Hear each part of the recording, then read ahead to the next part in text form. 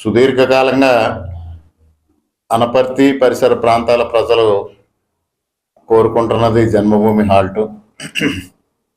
జన్మభూమి halt కోసం గతంలో 2014లో శ్రీ మాగంటి మురళీమోహన్ గారు ఎంపీ అభ్యర్థిగా, నేను ఎమ్మెల్యే అభ్యర్థిగా పోటీ చేసినప్పుడు ప్రజలందరూ చెప్పడం, రత్నాచల్ జన్మభూమి 2 ఎక్స్ప్రెస్లు హాల్ట్ కావాలని ఆనాడు ప్రజలు కోరడం, తప్పనిసరిగా నెరవేరుస్తామని వారు చెప్పడం.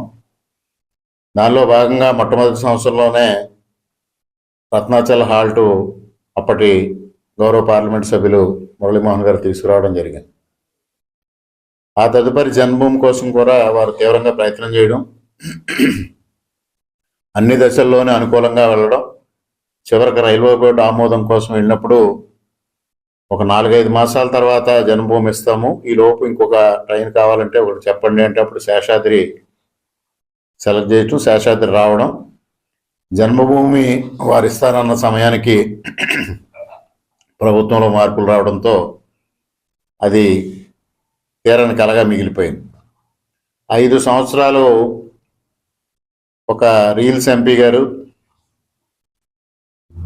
ఒక సుత్తి శాసనసభ్యులు ఇద్దరు కలిసి ఇదిగో జన్మభూమి, అదిగో జన్మభూమి, ఈ వారం వస్తుంది, ఆ వారం వస్తుంది, వచ్చే వారం నుంచి జన్మభూమి ఇక్కడ ఆగుతుంది అంటూ కబుర్లతో కాలక్షేపం చేశారు. 5 సంవత్సరాలు ఆ కళ నెరవేరలేదు. మరలా మొన్నటి ఎన్నికల్లో పురంధరేశ్వరి గారు పార్లమెంట్కి, నేను ఎమ్మెల్యేకి పోటీ చేసినప్పుడు కూడా ప్రజలందరూ అదే కోరిక, తప్పనిసరిగా దాన్ని సాధిస్తా ఉన్నాం. ఇవాళ సాధించడం కూడా జరిగింది. జనవరి 6, 7 తేదీల్లో ఈ జన్మభూమి హాల్ట్ని అనపర్తిలో ప్రారంభించడానికి నిర్ణయం కూడా చేయడం జరిగింది. గౌరవ పార్లమెంటు సభ్యులు 25వ తేదీ నుంచి 4వ తేదీ వరకు వారు పార్లమెంటరీ స్టాండింగ్ కమిటీ పర్యటనలో ఉండడం వల్ల, లేదు 1వ తారీఖు ముందే చెయ్యాలని అనుకున్నా అది సాధ్యపడలేదు. అందువల్ల వారు తిరిగి వచ్చే సమయానికి జన్మభూమి హాల్ట్ అనేది మొదలవుతుందనేది సందర్భంగా మీకు తెలియజేస్తూ, అదేవిధంగా కెనాల్ రోడ్డుకు సంబంధించి కూడా నేను భూమి పూజ చేసి పనులు మొదలు పెట్టించాం. 7 కోట్లతో పెక్కువల నుంచి అనపర్తి వరకు ఆ కార్యక్రమం చేపట్టడం జరుగుతుంది. అదేవిధంగా ఇటీవల మొంతా తుఫానికి కానీ, అంతకుముందు కంటిన్యూస్గా వచ్చిన వర్షాలకు కానీ ఆల్మోస్ట్ చాలా రోడ్లు సిద్ధమైపోయాయి. గత సంవత్సరం ప్యాచ్ వర్క్ చేసినా మరలా ఇవాళ మరమ్మతులు చేయాల్సిన పరిస్థితి వచ్చింది. ముఖ్యంగా రాజానగరం పెడపత్రేవు రోడ్డు, అంటే దుప్పలపూడి నుంచి పెర రామచంద్రపురం నుంచి పెడపత్రేవు వరకు 70 లక్షలతో అర్జెంట్ రిపేర్స్ చేయడం కోసం నిన్నే శాంక్షన్ ఉత్తర్వులు ఇచ్చారు. అదేవిధంగా సోమేశ్వర రాజానగరం రోడ్డు, అంటే బలభద్రపురం నుంచి అటు ఎస్టీ రాజాపురం వరకు అదొక 50 లక్షలు దానికి మంజూరు చేయడం జరిగింది. అదేవిధంగా బెక్కవోలు ఫ్లైఓవర్ దగ్గర నుంచి అటు రామేశ్వరంపేట వరకు అదొక 50 లక్షలు మంజూరు చేయడం జరిగింది.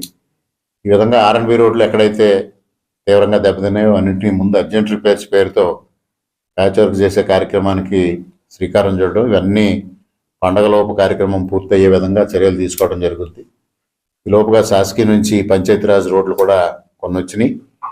కొన్ని రైడింగ్ సర్ఫేస్ బాగున్న రోడ్లు అనుకోని రీతిలో శాంక్షన్ కావడంతో పవన్ కళ్యాణ్ గారిని వాటిని మార్చమని అడిగాం.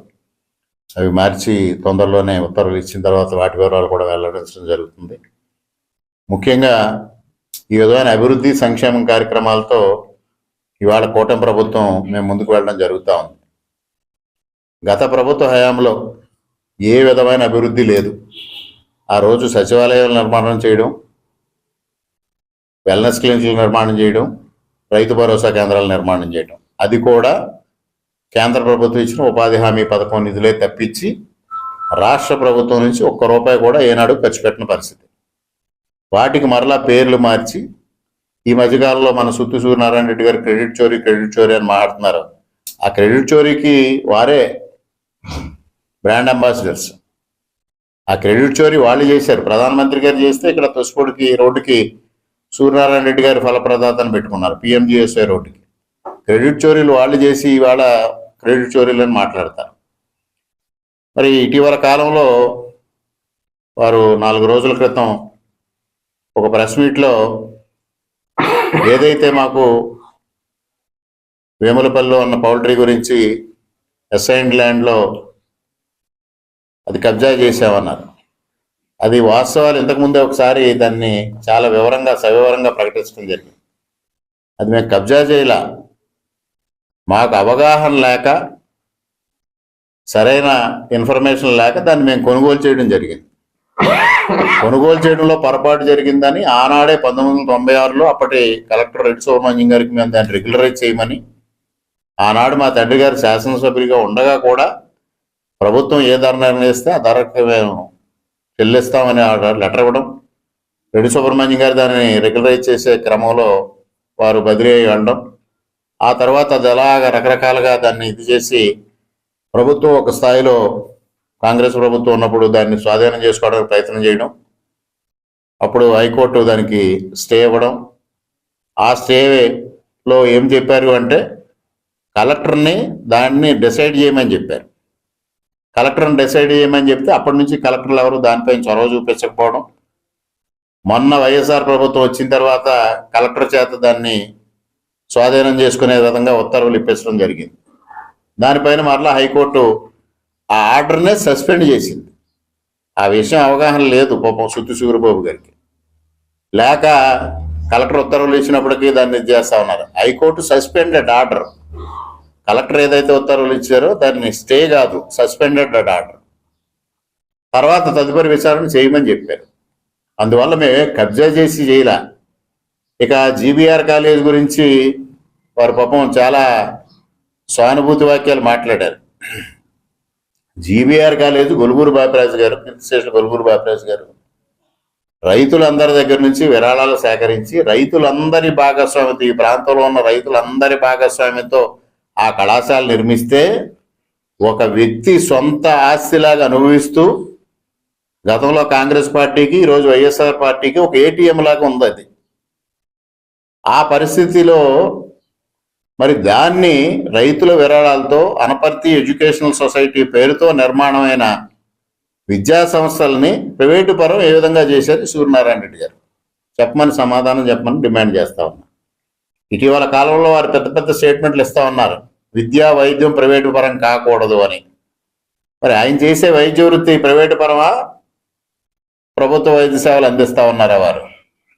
వారి తనయులు ఏది అందిస్తా ఉన్నారు, ప్రభుత్వ సేవలా లేకపోతే ప్రైవేట్ సేవలా? మరి ఈ కాలేజీని ఏ విధంగా ప్రైవేటైజ్ చేశారు? మీ ప్రభుత్వంలోనే కదా చేయించారు. ప్లస్ ఎంక్రోచ్మెంట్స్ గురించి చెప్తా ఉన్నారు, ప్రభుత్వం మీది కదా చర్యలు తీసుకోండి అని. ప్రభుత్వం ప్రజల దగ్గర నుంచి వచ్చిన ఫిర్యాదు మేరకు ఆక్రమణలు నిర్ధారించి సక్రమంగా చట్ట ప్రకారంగా వారికి నోటీసులు ఇవ్వడం జరిగింది. నోటీసులు ఇస్తే కాలేజీ యాజమాన్యం సమయం అడుగుతా ఉన్నారు. సమయానికి వారు చెప్పే కారణాలు ఏంటి? కరస్పాండెంట్ గారి ఆరోగ్యం బాగాలేదు అని. కరస్పాండెంట్ గారి ఆరోగ్యం 3 సంవత్సరాల నుంచి బాగాలేదు. దాదాపు ఎన్నికలకు 1 సంవత్సరంన్నర ముందు నుంచి, ఎన్నికలు అయిన తర్వాత ఈ సంవత్సరంన్నర నుంచి వారు ఎప్పుడూ ఇక్కడ ప్రాంతంలో లేరు. హైదరాబాద్లో ఆరోగ్యం బాగాలేదనే ఉన్నారు, కానీ ఎన్నికల సమయంలో వాళ్ళు ఎన్నికల వ్యూహకర్తలాగా ప్రవర్తించారు. వైకుంఠ ఏకాదశి తిరుపతిలో వెళ్ళారు, రాజమండ్రి ఫ్లైట్లో వచ్చారు. మరి ఆనాడు ఆరోగ్యం బాగుంది, 3 సంవత్సరాల నుంచి ఆరోగ్యం బాగుండకపోతే కాలేజ్ ఏ విధంగా నడుస్తూ ఉంది? కాలేజ్ అడ్మినిస్ట్రేషన్ నడుస్తూ ఉంది కదా. ఇవాళ ప్రభుత్వం మీది కదా చర్యలు తీసుకోమంటే విచారణ చేయడానికి అధికారులు వచ్చారు. వారి రికార్డ్స్ అన్ని ఇవ్వమంటే కరస్పాండెంట్ గారికి ఆరోగ్యం బాగాలేదు, వారి వైద్య సేవలు ఉన్నాయి, ఆసుపత్రిలో జాయిన్ అయి ఉన్నారు, వారు వస్తే కానీ ఇవ్వలేమన్నారు. మరి ఇక్కడ అడ్మిషన్స్ జరుగుతూ ఉన్నాయి, బయటికి వెళ్ళే పిల్లలకు టీసీలు ఇస్తూ ఉన్నారు, రెగ్యులర్గా యాక్టివిటీస్ జరుగుతూ ఉన్నాయి, ఎప్పటికప్పుడు ప్రిన్సిపాల్లో ఇంకొకళ్ళు అడ్మినిస్ట్రేషన్ అంతా జరుపుతూ ఉన్నారు. మరి వాళ్ళందరూ అడ్మినిస్ట్రేషన్ జరిగేటప్పుడు రికార్డులు ఇవ్వడానికి కరస్పాండెంట్ గారు మాత్రమే ఎందుకు రావాలి? ఇవాళ ఆక్రమణలు ఉన్నాయని తేల్చారు ప్రభుత్వం. తేల్చిన తర్వాత వాటిని తీస్తామని మాకు సమయం ఏమని అడుగుతూ కాలయాపన చేస్తూ ఉంటే వాడి ప్రభుత్వం మీది కదా, మీరు చర్యలు తీసుకోండి అని మీరే విధంగా మాట్లాడతారు. ఇవాళ ప్రభుత్వం కాలేజీ సక్రమంగా నడవాలి, విద్యార్థులకి సక్రమంగా ఉండాలనే ఆలోచనతోనే ప్రవర్తిస్తూ ఉందో తప్పించి కక్ష సాధింపు అనుకుంటే ఎప్పుడో జరిగి ఉండేవి, చాలా వ్యవహారాలు జరిగి ఉండేవి.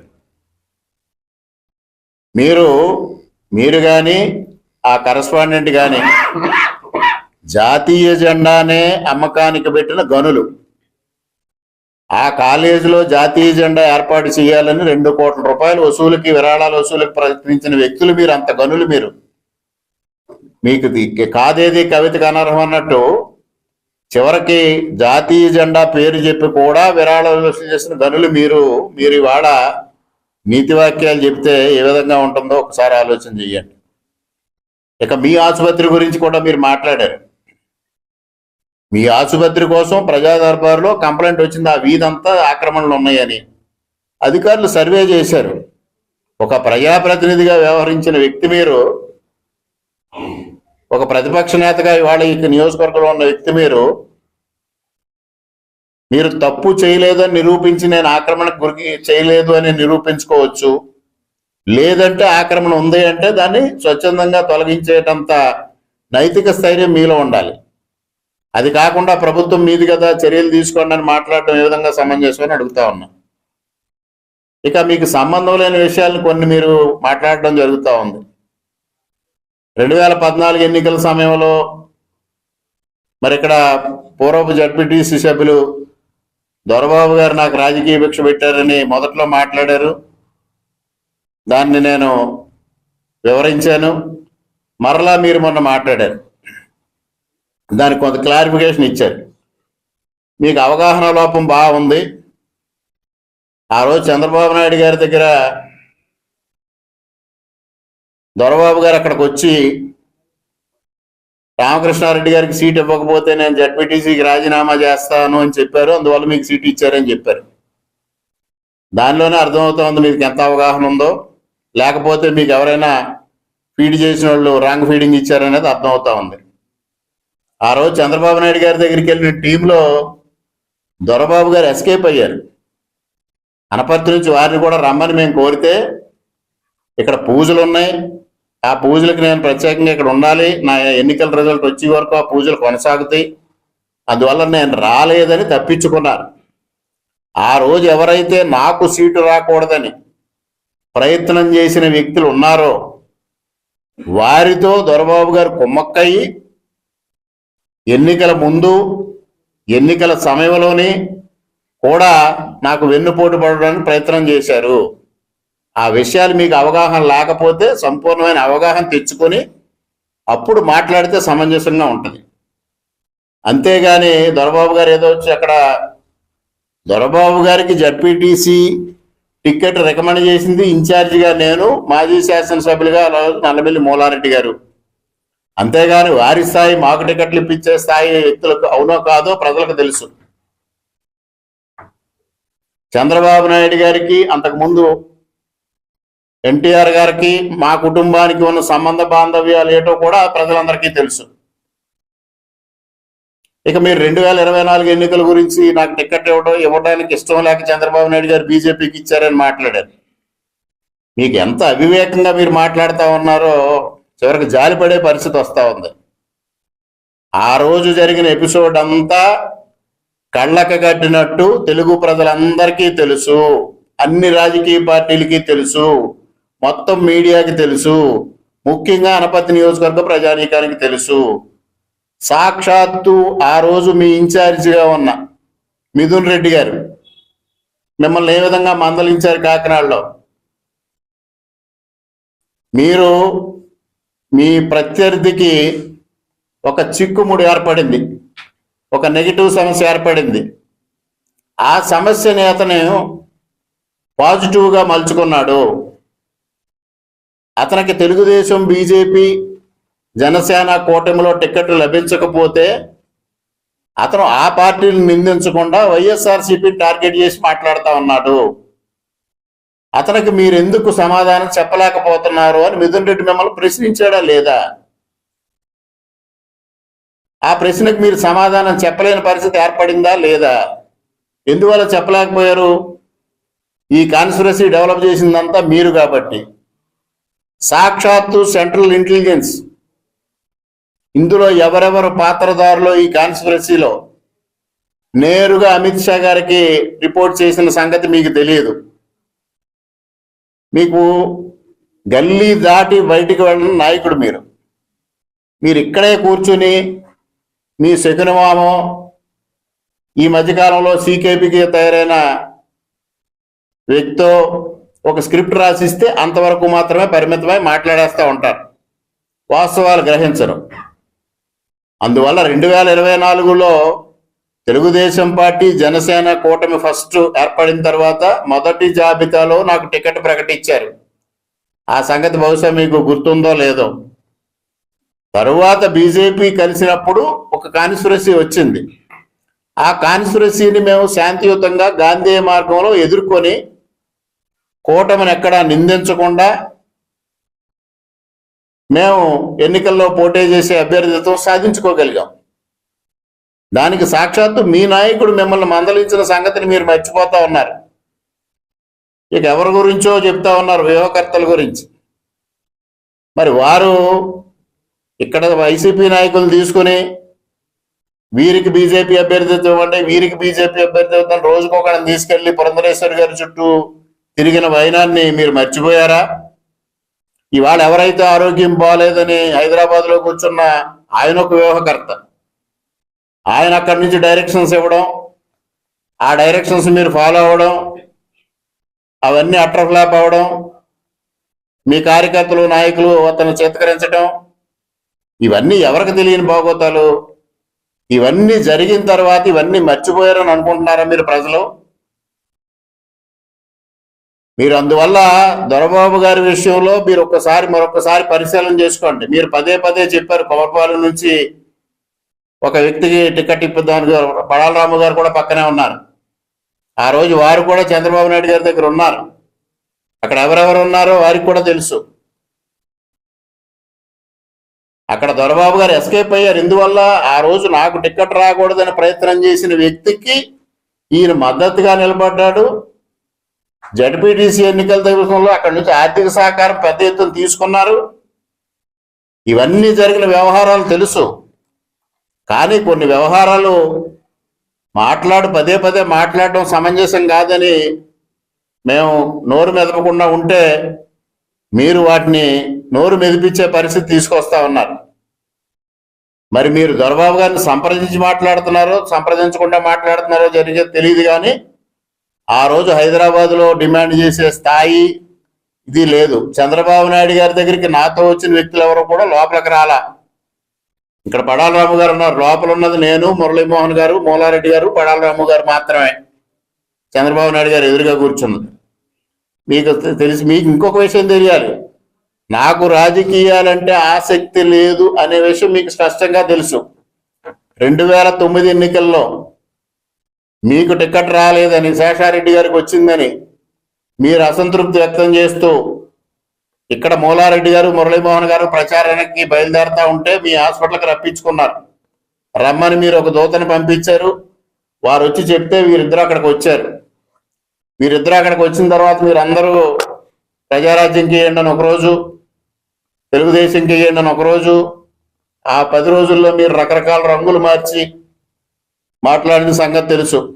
ఆ ఎన్నికల సమయంలోనే నేను మీ వద్దకు నేరుగా వచ్చి మీరు వచ్చి తెలుగుదేశం పార్టీలో చేరండి, మా తండ్రి గారు వచ్చే ఎన్నికలకు పోటీ చేయరు, మీరు ఆయనకి వారసుడిగా తెలుగుదేశం పార్టీ పగ్గాలు చేపట్టండి అని కోరానా లేదా? మీరు 3 రోజులు సమయం ఇవ్వండి, నేను ఆలోచించి చెప్తానని చెప్పి 3 రోజుల తర్వాత మరలా నన్ను పిలిపించుకొని నేను కాంగ్రెస్ పార్టీలోనే కొనసాగుతానని చెప్పిన విషయం వాస్తవమా కాదా? నాకు నిజంగా రాజకీయాల పట్ల ఆసక్తి ఉంటే మిమ్మల్ని ఎందుకు ఇన్వైట్ చేస్తాను నేను? ఆ రోజు నేను తప్పనిసరి పరిస్థితుల్లో చంద్రబాబు నాయుడు గారు, మా తండ్రి గారు కోరిక మేరకు నేను రాజకీయాల్లోకి వచ్చా. అది ప్రజలందరికీ తెలిసిన వాస్తవం, అందరికీ తెలిసిన విషయం, చంద్రబాబు నాయుడు గారికి తెలుసు. అందుకోసమే చంద్రబాబు నాయుడు గారు 3 ఎన్నికల్లో ఆర్థికంగా నన్ను కాపుగాసి ఎన్నికల్లో నిలబెడుతున్న వ్యక్తి చంద్రబాబు నాయుడు గారు. అందువల్ల ఎవరో రాజకీయ భిక్ష పెట్టలే, నాకు ప్రజలు పెడతారు ఎవరికైనా రాజకీయ భిక్ష. మీరంటే నాకు ఎమ్మెల్యే కావాలని అప్పటి నుంచో కోరికగా తిరుగుతున్న వ్యక్తి కాబట్టి మీకు అది భిక్షలా కనిపిస్తుంది. ప్రజలు ఆశీస్సులు అందించాలి. ప్రజలు ఆశీస్సులతోని, ప్రజల భిక్షతోనే ఎవరైనా ఏదైనా ఎన్నికల్లో గెలుస్తారు. అందువల్ల కొద్దిగా మాట్లాడేటప్పుడు వాస్తవాలు గ్రహించి మాట్లాడమని కూడా ఈ సందర్భంగా మీకు తెలియజేసుకుంటూ, ఇంకా మీరు మాట్లాడటం మొదలు పెడితే ఇంకా చాలా విషయాలు చెప్పాల్సి వస్తుంది. సంయమనం పాటిస్తా ఉన్నా. అందువల్ల కొద్దిగా వాస్తవాలు తెలుసుకుని మాట్లాడమని సుత్తి సూరిబాబు గారికి హితవు పలుకుతూ సెలవు.